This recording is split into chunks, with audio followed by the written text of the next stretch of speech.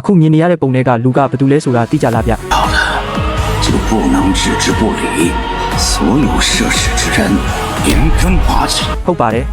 သူကတော့အမတ်တပါးဤကိုပိုင်လန်းစင်မှာမကြခင်ထွက်ပေါ်လာတော့မဲ့တကယ်လူချမ်းကြီးလောချန်ကျဲစုနယ်မြေရဲ့ဖွင့်ကြပူပေးဟွန်းဟူခြင်းပဲဖြစ်ပါတယ်သူရုပ်ရည်ကနက်ဖျားတပါးလိုတက်ပယ်နေပေမဲ့တကယ်တော့ဒီအိုးကြီးကအင်မတန်လည်းတစ်ထက်လဲတဲ့မြေခွေးအိုးကြီးပြရက်ဆက်ရုံမှာပြီးကိုကျိုးအတွက်ဆိုဘာမဆိုလုံးမဲ့သူပေါ့သူ့ရဲ့ပေါ်ပေါက်လာမှုဟာလှပတလောက်ရက်ဆက်လာတဲ့လူမေကိုအဆိုးဝါးဆုံးဒီကုန်းစီကိုတွန်းပို့လိုက်တာပါပဲလော့ထန်နယ်မြေရဲ့ဖွင့်ကြမိသားစုကိုအုပ်ချုပ်နေတဲ့ဟွန်းဟူခြင်းဟာနိဗ္ဗာန်အစပြုခြင်းအဆင့်ကိုရောက်ရှိထားတဲ့ဒုတိယအဆင့်ကျင့်ကြံသူဖြစ်လို့လော့ထန်နယ်မြေမှာဆိုရင်ဘယ်သူကမှဂရုစိုက်စရာမလိုတဲ့အရှင်သခင်တစ်ပါးပေါ့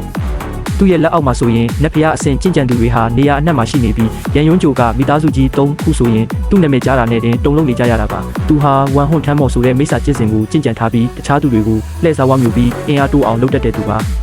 မိမိရဲ့ကျင့်ကြံခြင်းအောင်မြင်ဖို့အတွက်ဆိုရင်ကိုတပည့်ရင်းကိုတော့လေကားထစ်တဲ့ပွဲအသုံးချဖို့ဝင်မလေးဘူးဗျ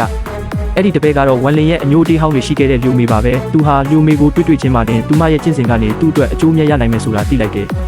အဲ့ဒါကြောင့်အပေါ်ရံမှာတော့ကျင်နာတတ်တဲ့အဖေတယောက်လိုဟန်ဆောင်ပြီးလူမေကိုမွေးစားသမီးဖြစ်လက်ခံခဲ့တဲ့နာမည်ကိုလည်းဟုံမေလို့ပြောင်းပေးခဲ့ပါတယ်ပို့ပြီးယုံကြည်သွားအောင်သူ့ရဲ့ကျင့်ကြံခြင်းအဆင့်ကိုတော့ရှော့ချပြီးလူမေကိုတွေးလဲပေးခဲ့တယ်လို့သူမရဲ့အစွမ်းကိုနက်ဖျားအဆင့်အထုထိပ်ထိရောက်အောင်မြင့်တင်ပေးခဲ့တာပါဒါတွေအားလုံးဟာချစ်လုံးလို့မဟုတ်ဘူးဗျ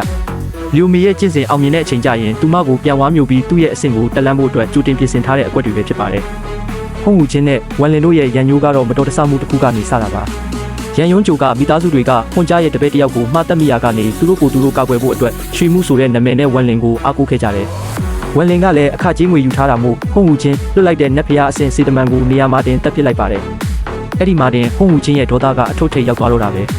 ပိုဆိုးတာကလူမေနဲ့ဝန်လင်တို့ရဲ့ရန်ညိုးတွေပောက်ကွဲလာတဲ့အချိန်မှာလူမေကဝန်လင်ကိုတက်ဖို့အတွက်သူမရဲ့ကျင့်စဉ်နယ်ပယ်ကိုဟုံးဟူချင်းစီဆက်တပ်ပြီးအကူအညီတောင်းခဲ့ပါတယ်။ဒါဟာဟုံးဟူချင်းအတွက်တော့အခွင့်ကောင်းကြီးပေါ့ဗျာ။သူဟာလူမေရဲ့စွမ်းအားတွေကိုဝါမျိုးရင်းဝန်လင်ကိုတက်ဖို့အတွက်ကြော့ကွင်းတွေဆင်ခဲ့ပါတော့တယ်။အဲ့ဒီအချိန်မှာဝန်လင်ကနက်ဖျားအဆင့်မှာပဲရှိသေးပြီးနိဗ္ဗာန်အစပြုခြင်းအဆင့်ရောက်နေတဲ့ဟုံးဟူချင်းနဲ့ဆိုရင်ကောင်းကင်နဲ့မြေကြီးလိုကွာခြားနေတာပါ။အားလုံးကဝန်လင်သေးပြီလို့ထင်ခဲ့ကြပေမဲ့ဝန်လင်ဆိုတာကပြင်ဆင်မှုမရှိဘဲဘယ်တော့မှမတိုက်တတ်တဲ့သူဗျ။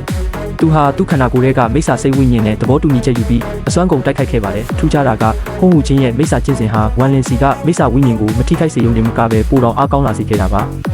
အခြေအနေကချက်ချင်းပြောင်းပြန်လာသွားပြီးဟုံးဟူချင်းဟာလူမေကိုပေးထားတဲ့ကတိကိုမတီးနိုင်ုံနဲ့မကပဲဝန်လင်ရဲ့လက်ချက်နဲ့ကိုယ်တိုင်ပြန်အသက်ခံလိုက်ရပါတော့တယ်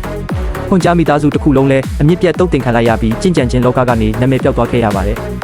နောက်ဆုံးမှာတော့ဝန်လင်ဟာနက်ဖျားအဆင့်ခန္ဓာကိုယ်နဲ့တင်နိဗ္ဗာန်အစပြုခြင်းအဆင့်ရှိတဲ့ဟုံးဟူချင်းကိုတက်ဖြတ်ပြီးလော့ချန်ကျဲစုနယ်မြေတစ်ခုလုံးကိုတုံ့လောက်သွားစေခဲ့ပါတယ်ရွှေမှုဆိုတဲ့နာမည်ဟာသွေးညီနှံတွေနဲ့အတူလော့ချန်ရဲ့အကြောက်ရဆုံးတားမြစ်နာမည်တစ်ခုဖြစ်လာခဲ့တာပေါ့။ဟုံးဟူချင်းဟာတစ်သက်လုံးကိုကျိုးအတွက်တွက်ကလာခဲ့ပေမဲ့နောက်ဆုံးမှာတော့သူကိုယ်တိုင်ဝန်လင်ရဲ့အမတ်တလန်းစင်အတွက်လေကားတစ်ခုဖြစ်သွားခဲ့ရပါတော့တယ်ဗျာ။